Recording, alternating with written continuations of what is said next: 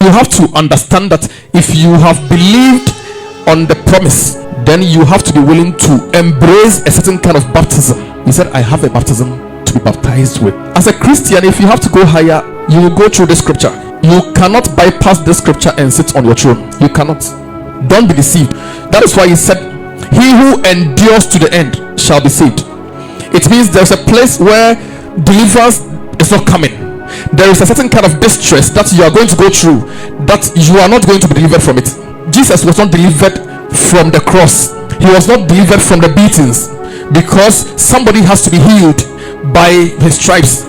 He was not delivered from the insults, all the things he went through, the betrayals. He was not delivered from them, because he had to go through the cross to be able to get to the throne. So he said, he that endures to the end shall be saved. So that means in that particular process, what you need is not salvation. What you need is endurance.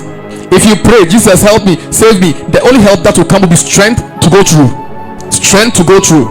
So in that particular process, you will cry in your room, the pain will not be removed.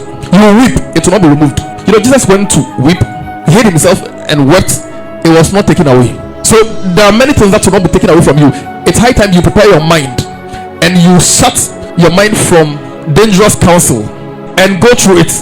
You know why some of us are able to go through some of these things? Is because we have accepted that we have a baptism to be baptized with. And you don't determine the kind of baptism.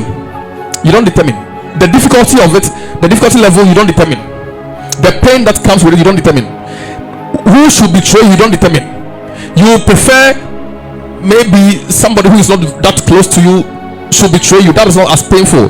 No, the one who will betray you will be very close to you. You don't determine.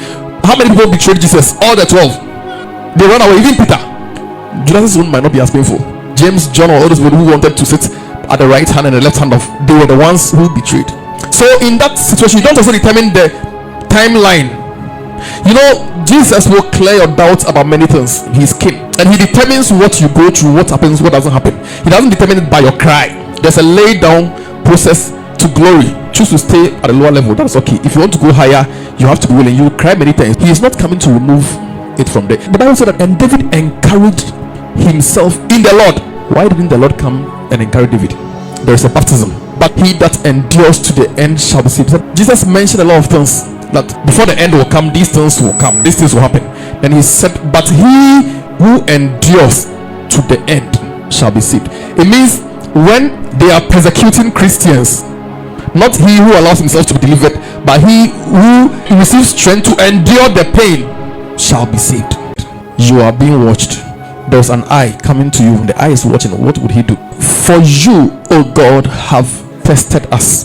It means the people came to Mount Zion and they sat on the throne of God as God, but they realized that through the process, one of the things they went through was that they went through tests. The qualification for the throne is test. You have to be willing to carry your cross and decide that you are going to die, and in that process of going to die, there will be tests. He said, but I have a baptism to be baptized with. Jesus said, I have a baptism to be baptized with. We are talking about the glory that will come to you.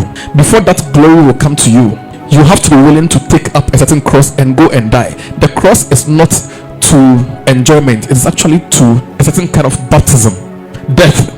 There's a baptism of fire that Jesus had to be baptized with. There's a certain kind of testing that he needed to be tested with. And he said, how disturbed my soul is till all is accomplished. How stretched my soul is till this baptism is accomplished. Jesus was distressed. His soul was distressed. You know, at the point he prayed, he said, this cup, if it's possible, let this cup pass me by. You have to understand that if you have believed on the promise, then you have to be willing to embrace a certain kind of baptism.